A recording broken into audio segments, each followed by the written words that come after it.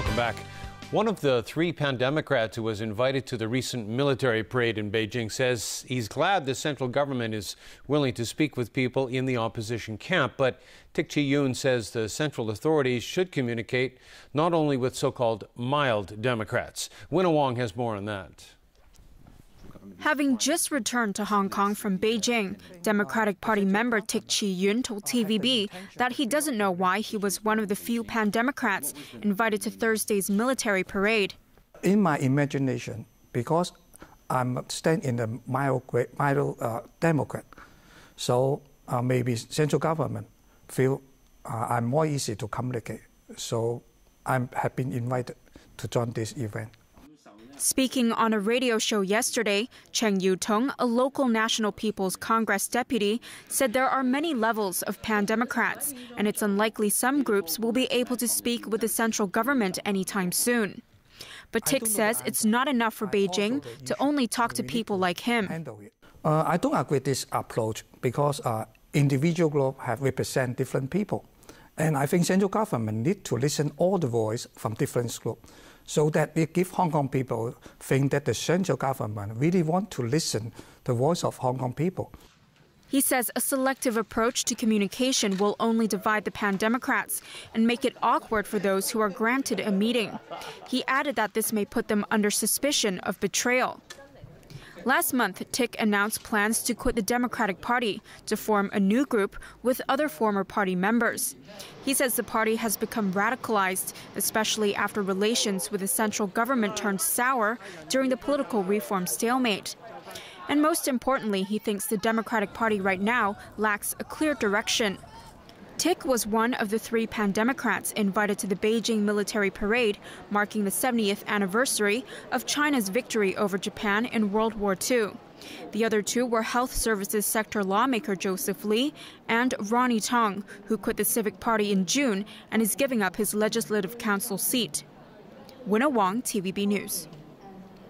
Residents who moved out of Choi Yun Village in Shek Kong to make way for a high-speed rail project are settling into their new homes under a village relocation arrangement. This after the villagers stayed in temporary housing for over 4 years. As Liz Yoon reports, the prolonged wait was due to complications in getting electricity connected to the new homes, and residents are not happy. In 2011, residents of Choi Yun Village left their homes in Shek Kong to make way for the construction of the local section of the Guangzhou-Shenzhen-Hong Kong Express rail link. Over 4 years have passed, and yet some are still living in these prefabricated houses. That's because the new homes didn't have electricity connected for a long time, much to the residents' frustration. When the government need our cooperation, and then they can promise all the things, okay, so beautiful and then so good, but finally after they get the land, okay, that is we just be neglected, totally neglected. In response to the delay, the Transport and Housing Bureau says CLP Power is responsible for the electricity connection. CLP Power says strong objections from private landowners nearby have prevented it from laying the underground cables to permanently include the new houses in the electricity network. In June, the power company offered a temporary solution by installing an electricity supply system using overhead cables. About half of the 49 participating households in the relocation plan finally moved into their new homes equipped with electricity by the end of July. But the residents are still hoping CLP will keep its promise and complete the installation of underground cables. Legislator Lee Cheuk-yan has urged the government to liaise between the power company and the village landowners who raised objections to the cable works. You want to build a high rail and you need to resettle them.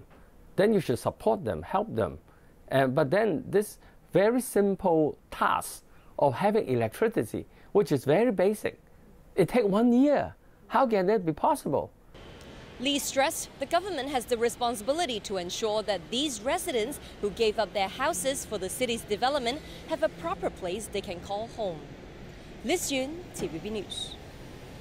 After a 15-year gap, there's a female jockey competing in local horse racing once again.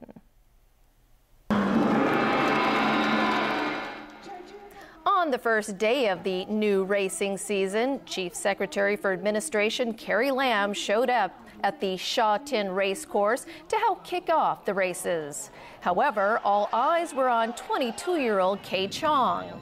Currently an apprentice jockey, she appeared in 4 of the 10 races today. Her best result today, coming in second in one of the races. All right, Chris, why don't you top that? Well, we can do some other sports anyway. England thrashed San Marino 6-0 to lock up a place in next year's European Championships in France. Also a history-making night for Wayne Rooney. Here's Jameson Wong.